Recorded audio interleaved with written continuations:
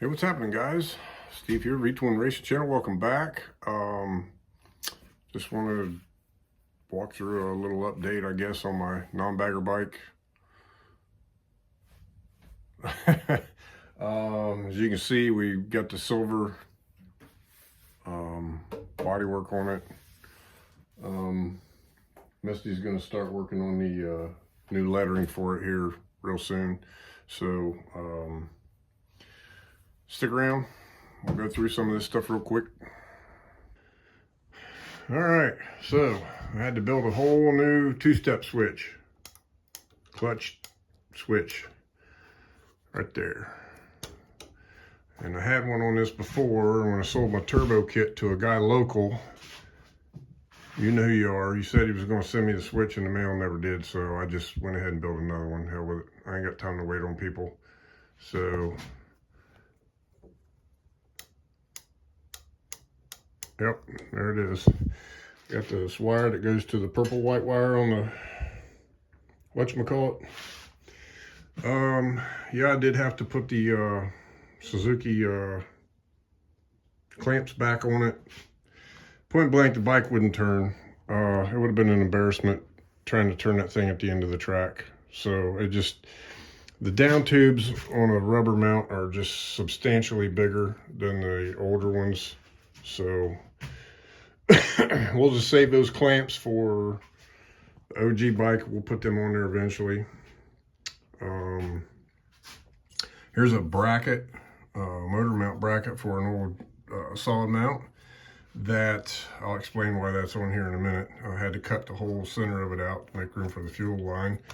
Okay, let's go around here. So when I put the carburetor on this, I don't want a bunch of braces hanging out here holding that big Super D up. So what's going to happen here is this plate right here is going to go in between the carburetor and the intake, and I'm going to shape it, and I'm going to bolt it to that bracket right there to help support it. A little tip from Uncle Joe. Thanks for that, Joe. So I was wondering how I was going to do that, and he solved that problem for me. Okay, went ahead and pulled the lifters. They were some old S&S solids. I don't even remember where I got them, but I bought a brand new set of fueling solid lifters, put those in there, reset the valves. Here's those Buell XB rocker box covers with the vents in them. Okay, so those just vent back, keep it mounted high. And you can see I've got set screws in here and here.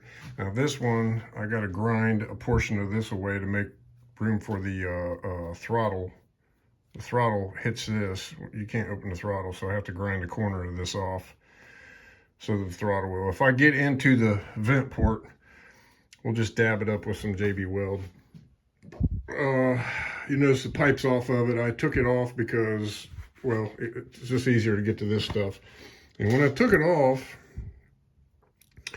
it really peckered up my little retaining rings on the pipe. They're like sprung and bowl-shaped, and I tried to straighten them, but you would think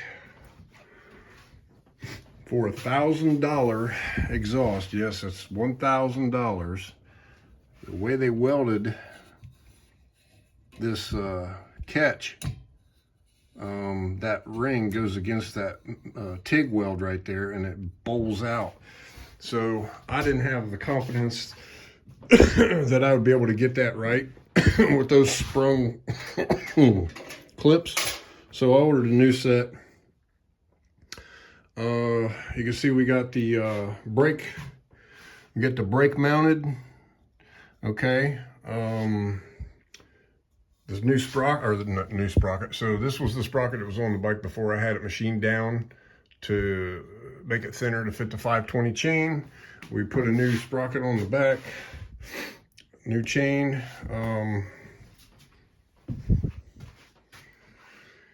This god-awful monstrosity.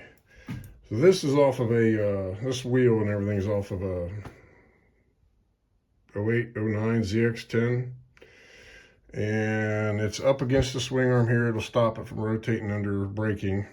But this was hanging underneath. The problem with that is there's the bleeder screw. And with the bleeder screw down here, it wouldn't bleed. Couldn't get it to bleed. So I had to relocate this thing to the top, and I think my brake line will show up today, so I can run that up. This was hanging way back here, so I moved it up here. It's not perfectly lined up with the other one, but it's a hell of a lot closer than it was.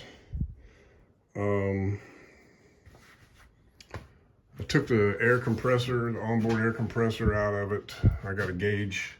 The gauge is mounted right up there on a little bracket with a cushion clamp to protect it. Bottle's relocated down here, okay? So there's my fill port. I use a little air gun on the other bike. Might as well do the same thing on both of them.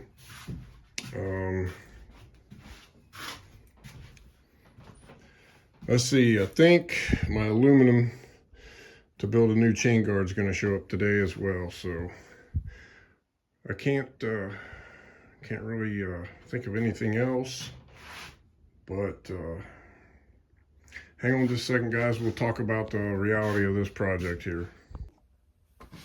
Okay, so I'm actually unable to accomplish 68-inch wheelbase with this bike without these on the bike. Okay, and unfortunately these won't work with this frame. So I got the wheel tucked as far forward as I can get away with.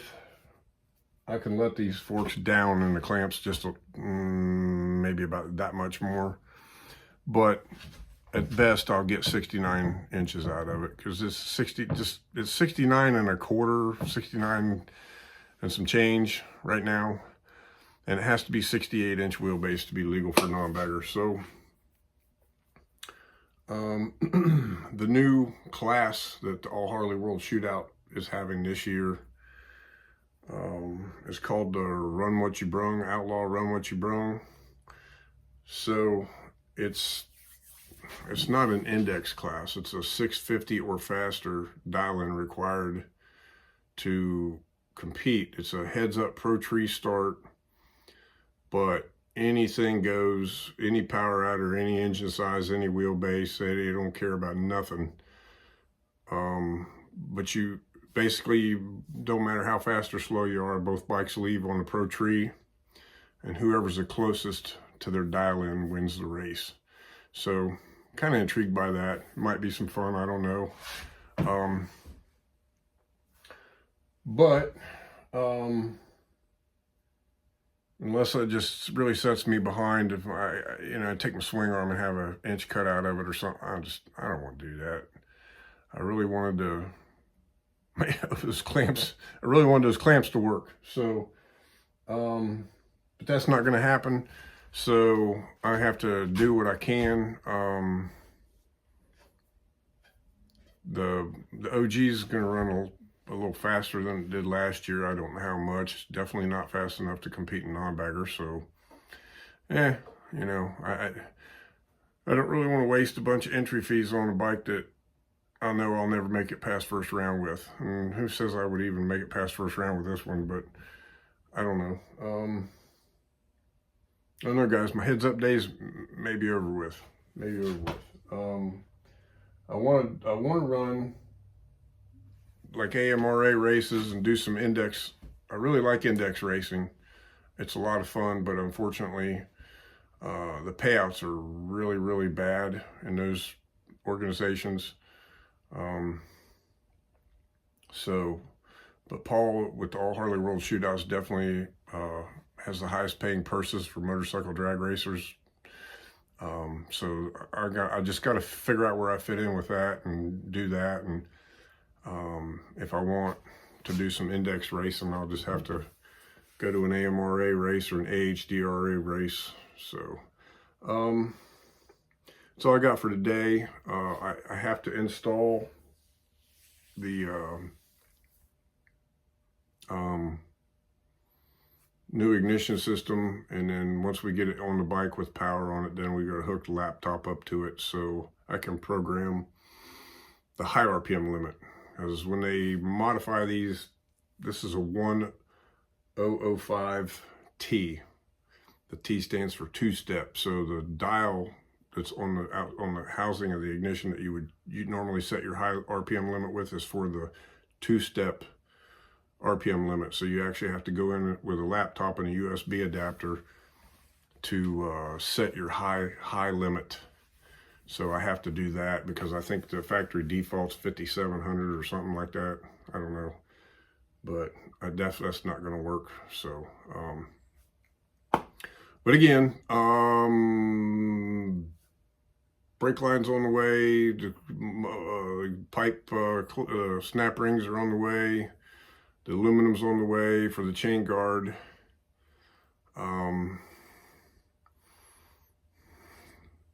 Maybe, and of course I gotta install the carburetor yet. That's gonna be I can hardly wait.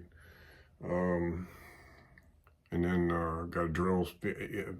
Bad thing about those Super Ds, the jets that they sell, the biggest available one's not anywhere near big enough, so we have to take jets and drill them to the size we want. So I got me a little etching tool so I can etch the number in the jet. So there'll be some growing pains, I guess, trying to figure out that. Luckily I got some good friends to help with that. But yeah, I guess, I don't know, a little optimistic, a little So we'll see. We'll see. Thanks for watching, guys. Appreciate your support. If you haven't already, please consider subscribing. Have a good one.